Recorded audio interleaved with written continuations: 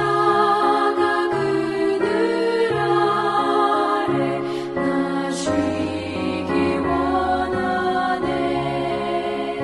저 햇볕이 뜨겁고 또 짐이 무거워 이 광야 같은 세상에 늘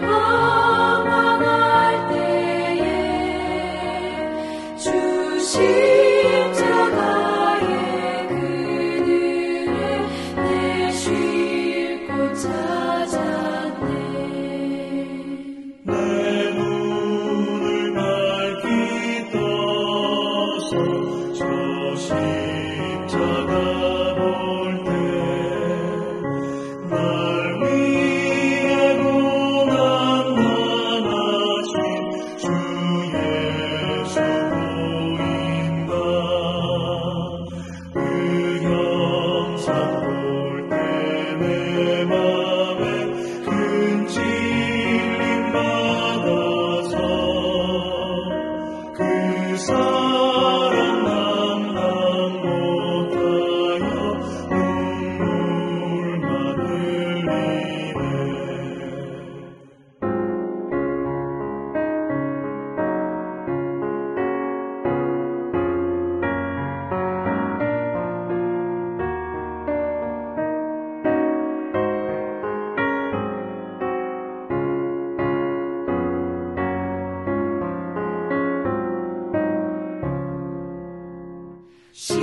십자가 그늘에서 나 길이 살겠네.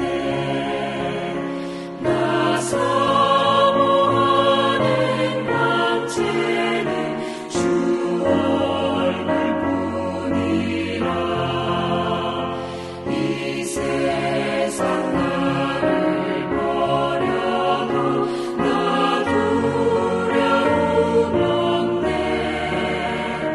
내 한량없는 영광은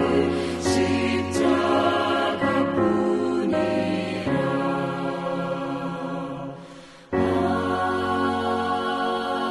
아멘.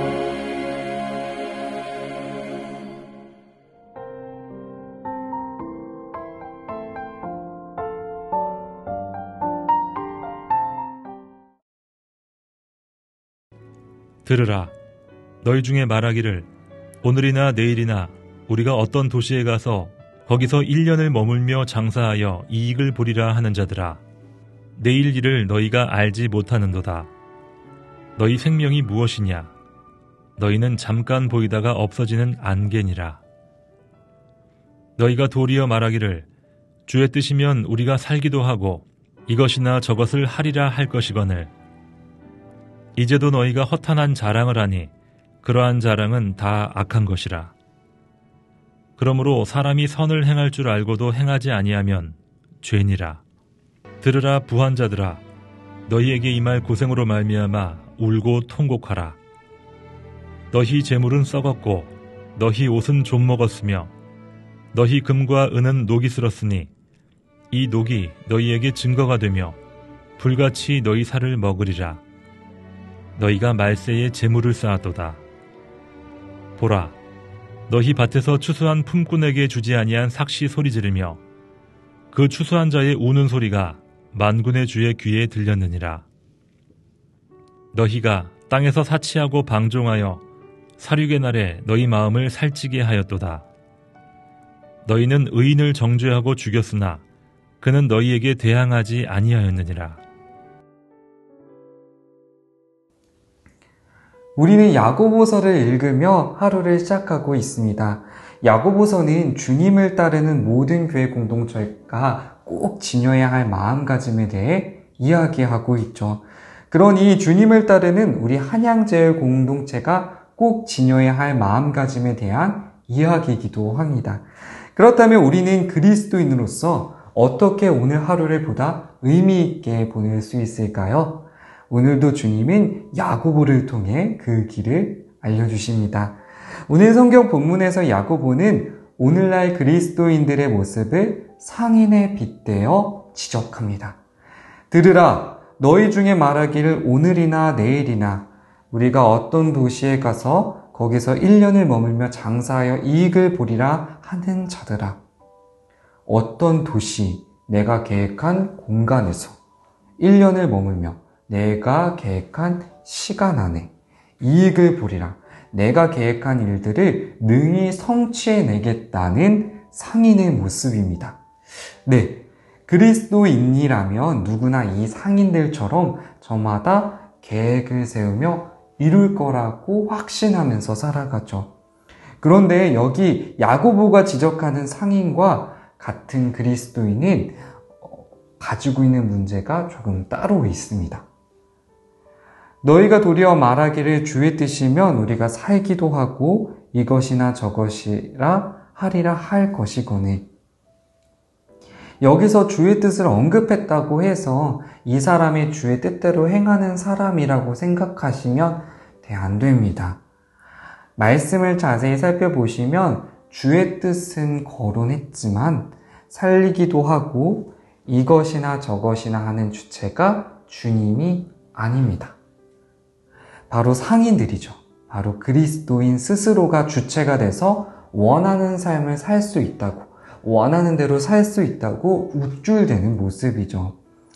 주님의 이름을 빌리지만 결국 주님이 아닌 내 생각과 내 힘으로만 살아내려는 우리 그리스도인들의 모습입니다. 이에 유한하고 한시적이며 한정적인 사람들에 대해서 야고보는 좀 더 정확히 지적합니다. 너희 재물은 썩었고 너희 옷은 좀먹었으며 너희 금과 은은 녹이 슬었으니 이 녹이 너희에게 증거가 되며 불같이 너희 살을 먹으리라. 너희가 말세에 재물을 쌓았도다. 너희의 재물, 옷, 금, 은 등을 잘 살아보려고 소유하는 모든 것들은 결국 허물어질 것이라고 말합니다. 영원한 것을 얻고자 잠깐 있는 것들을 붙들며 살아가는 그리스도인들의 모습이죠. 이런 모습에 대해 성경은 계속해서 지적해 왔습니다. 헛된 생명의 모든 날을 그림자같이 보내는 일평생의 사람에게 무엇이 낙인지를 누가 알며 그 후에 해 아래에서 무슨 일이 있을 것을 누가 능히 그에게 고하리요. 이러므로 그들은 아침 구름 같으며 쉬 사라지는 이슬 같으며 타작마당에서 광풍이 날리는 쭉정이 같으며 굴뚝에서 나가는 연기 같으리라. 네, 주님이 계속 들려주시는 말씀처럼 우리는 우리에게 주어진 귀한 삶을 언젠가는 사라질, 그래서 결국 나를 이끌어주질 못할 것들에 의지하면서 살아가고 있습니다. 잠깐은 행복한 것 같지만 결국 사라지게 되는 것들을 바라보며 허탄한 마음을 부여잡고 주저앉게 되죠. 이렇게 공허한 하루하루를 되풀이하는 우리를 바라보시는 주님 마음은 어떨까요? 그렇다면 한 번밖에 없는 우리의 귀한 인생, 우리의 귀한 하루를 어디에 의지하며 보내야 할까요? 시편의 기자는 우리가 의지해야 할 분에 대해 이렇게 고백합니다. 주여, 주는 대대에 우리의 거처가 되셨나이다. 산이 생기기 전, 땅과 세계도 주께서 조성하기 전, 곧 영원부터 영원까지 주는 하나님이시니이다. 주께서 사람을 티끌로 돌아가게 하시고 말씀하시기를 너희 인생들은 돌아가라 하셨사오니. 우리 그리스도인들이 돌아가야 할 곳에 대해서 시편 기자는 보다 정확하게 지적하고 이야기합니다. 우리가 태어나기 전, 이 세상이 지어지기 전 영원부터 영원까지 계시는, 그래서 우리의 유일한 거처가 되시는 주님. 영원한 것을 얻기 위해 영원한 분에게 기대는 것이 우리의 최선이며 우리에게 주어진 선물이라는 뜻입니다. 풀은 마르고 꽃은 시드나 우리 하나님의 말씀은 영원히 서리라 하라. 그렇다면 영원한 주님을 의지할 때 우리의 삶, 오늘 우리 하루는 어떻게 달라질까요? 여러분 자리에서 함께 읽습니다. 그러므로 사람이 선을 행할 줄 알고도 행하지 아니하면 죄니라. 죄는 아시는 것처럼 하나님 곁을 떠나 있는 삶을 죄라고 합니다. 죄를 원어로 살펴보면 관역에서 벗어나다라는 의미거든요. 원래 우리가 돌아가야 할, 맞춰야 할 관역, 바로 주님 곁을 떠나간 삶을 바로 죄라고 하는 거죠. 우리가 본래 주님으로부터 태어났기에 주님을 떠나 사는 죄는 결국 우리 스스로를 아프게 하고 파괴하게끔 합니다. 그렇기에 스스로 고통 속에 빠지지 않기 위해서는 야고보는 선을 행하라고 합니다. 여기서 오해하시면 안 되는 것은 여기서 선은 세상이 말하는 선과는 다른 의미입니다. 단순히 착하게 살라는 뜻이 아닙니다. 성경에서 말하는 선, 바로 우리 곁에 찾아오신 주님께 기대어 사는 삶을 말합니다. 이러한 의미를 염두에 두고 우리 함께 본문에 여러분 자리에서 함께 읽어볼게요. 그러므로 사람이 선을 행할 줄 알고도 행하지 아니하면 죄니라. 선, 주님 곁에 기대어서 살아갈 때 결국 죄, 주님을 떠나 스스로 아파하며 보내는 일을 멈출 수 있다는 말입니다. 그래서 주님은 우리에게 가장 먼저 우리가 구해야 할 것은 다름 아닌 이것이라고 말씀하셨죠. 그런즉 너희는 먼저 그의 나라와 그의 일을 구하라. 그리하면 이 모든 것을 너희에게 더하시리라. 다시 한번 질문 드립니다. 우리는 그리스도인으로서 어떻게 오늘 하루를 보다 의미 있게 보낼 수 있을까요?